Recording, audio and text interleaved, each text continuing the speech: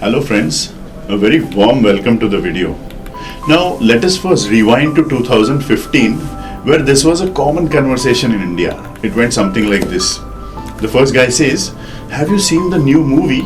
I saw it in the multiplex." Now the second guy says, "I couldn't see it yaar, it was houseful.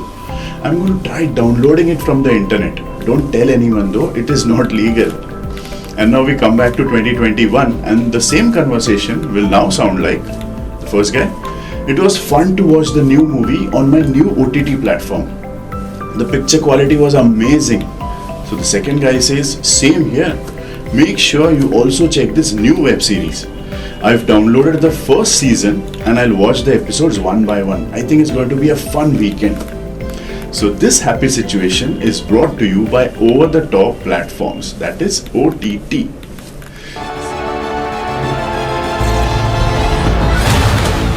Share market इतना गहरा कुआं है जो पूरे देश की पैसे की प्यास बुझा सके, और मैं इस कुएं में डुबकी लगाना चाहता हूं। कुछ ऐसा होने वाला है जिसके बारे में मैं और आप सोच भी नहीं सकते।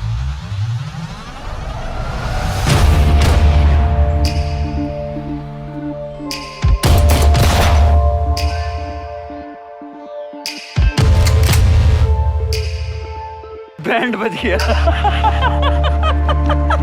Welcome to the Parivar.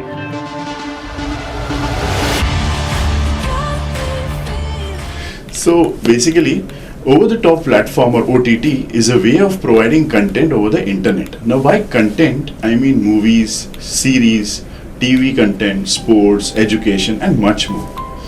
This content can be provided on a subscription basis, or in some cases it can even be provided free of cost. There are currently more than 40 big and small OTT providers in India. The first OTT to start in India was Bigflix in 2008. This was followed by Ditto TV and Sony Live in 2013. Now the big boys entered subsequently, that is Disney Hotstar in 2015, Netflix in 2016 and Amazon Prime Video in 2017. If we look at the market shares of OTT platforms in India, Disney Hotstar and Prime Video are the largest, the biggest, with 19% market share each. Netflix is a close third with 18% market share, whereas the likes of ZEE5, JioCinema, Sony Live and Art Balaji have between 4% and 9% market share each. So most of the OTT platforms have seen a good jump in subscriber base in 2020 compared to 2019. Please note that these platforms, that OTT platforms, do not reveal their financial data as yet. Now, during the past 12 months, the monthly consumption of OTT has seen a variation from month to month. Say the months of April 2020 and May 2020 saw a steady up move in consumption as we entered the lockdown phase. The spike in September and October of 2020 was owing to the IPL, which was played between September and November. After that, viewership went down in subsequent months. Now, Netflix has managed to lead other platforms in terms of the Net Promoter Score, which is NPS. Now, this is essentially an indicator of viewer retention and viewer preference to return to that platform. Netflix leads the pack, whereas it is followed by Amazon Prime, then Hotstar, Voot, and followed by several others.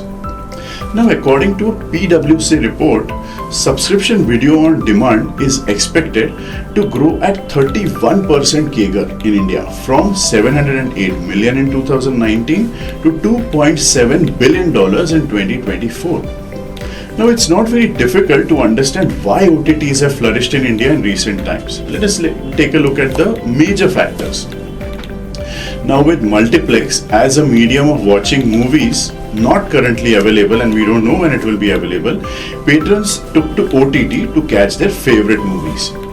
Some producers who were desperate to release their movie investments release movies directly to OTT instead of waiting for multiplexes to open. Low price points provided by a lot of platforms have made them as attractive tools for keeping the whole family engaged and entertained. And you need that during the lockdown period. OTT content was till recently not governed by censorship rules. So this helped viewers enjoy content with a high degree of creativity and realism compared to TV. Also, internet penetration has grown in leaps and bounds in India, fueling a preference for handheld devices offering high-speed viewership.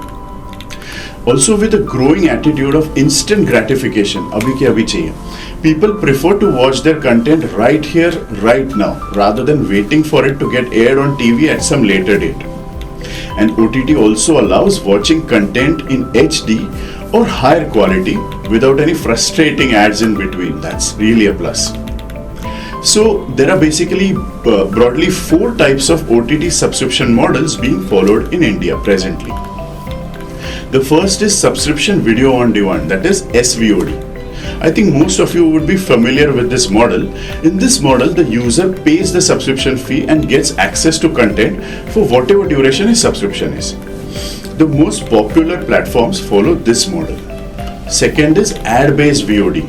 In this case, user don't pay the platform upfront for content. Instead, the platform earns its revenues through advertisements and users get to watch content for free. Now, popular examples of this are YouTube, Eros Now, ZEE5, Sony Live, and several others.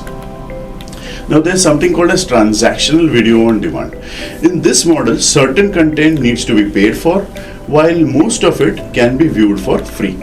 Examples are YouTube and ZEE5. And finally, you have service providers such as Tata Sky, Airtel TV, and several others, where you can pay for the telecom charges and you get some complimentary services.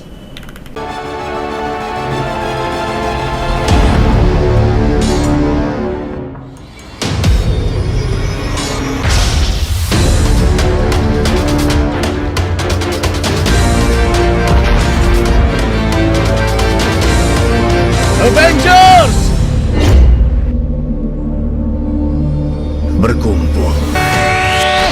शेर को चित करके गोट कहलाएंगे. बकरी?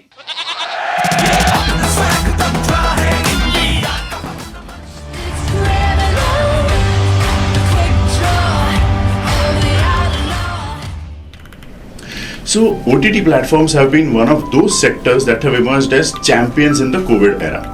And with multiplexes not resuming operations in full capacity anytime soon, it looks like India's OTT love is likely to stay unchanged. In fact, OTT platforms are now vying for more content. Some are even financing production for new content. Now, while these OTTs have managed to garner subscriber base, the battle is far from over, let me tell you. To convert these subscribers into loyal customers who will renew their subscriptions periodically will require these platforms to invest in content continuously. Now, this is possible for the likes of Netflix, Amazon, and Disney, who have got deep pockets and globally sourced content. Some like ZEE5 and Sony Live could benefit from the ready content sourced from their own channels. However, for others it could be an uphill task, and from the 40 OTT providers currently, we could see some consolidation in the sector. There will be no doubt some reversal of viewership to multiplexes once they open up. Also, internet penetration in India has now surpassed even banking penetration. In areas where entertainment options are limited, OTT has emerged as a low-ticket way of viewing movies, series, and sports. The writing on the wall is clear. OTT is here to stay, and it will exist along with current forms of entertainment. For producers, it provides them an additional avenue for monetizing their content. For viewers, it provides them with customized content at will. The worried parties could be multiplexes and TV channels. So tell us, which is your favorite OTT platform and what do you think about the future of OTT in India? Do write to us in the comments below. Hope you found the video useful. Make sure to subscribe to our channel, hit the bell icon and like our video. Thanks a lot and have a very good day.